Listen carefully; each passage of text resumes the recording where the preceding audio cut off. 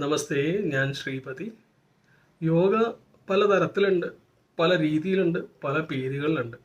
എന്നാൽ പ്രധാനമായിട്ടും നമുക്ക് അറിയാവുന്നത് ഹഠയോഗ, രാജയോഗ, അഷ്ടാംഗയോഗ.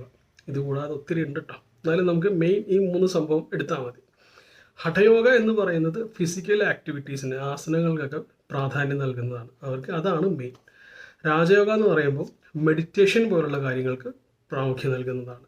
ഇതിൽ നിന്നൊക്കെ വ്യത്യസ്തമാണ് അഷ്ടാംഗ യോഗ. അതിന് 8 കാലുകൾ അല്ലെങ്കിൽ 8 ലിംസ് ഉണ്ട്.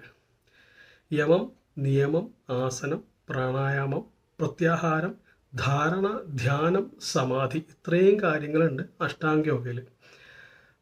കൂടുതൽ പേരും ഇതാണ് ഫോളോ ചെയ്യുന്നത്. പക്ഷേ ഇത് പൂർണ്ണമായിട്ടും പാലിക്കാൻ സാധാരണ മനുഷ്യരെ കൊണ്ട് പറ്റില്ല.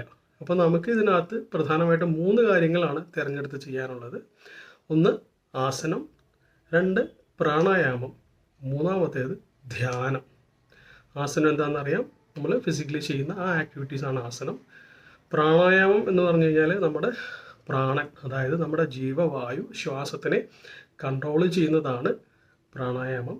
പിന്നെയുള്ളത് ധ്യാനമാണ്, മെഡിറ്റേഷൻ. ഇതൊക്കെ ഓരോന്നും എന്താണെന്നുള്ളത് വിശദമായിട്ട് പിന്നീട് പറഞ്ഞുതരാം. യോഗ ഒരു ശീലമാക്കാം.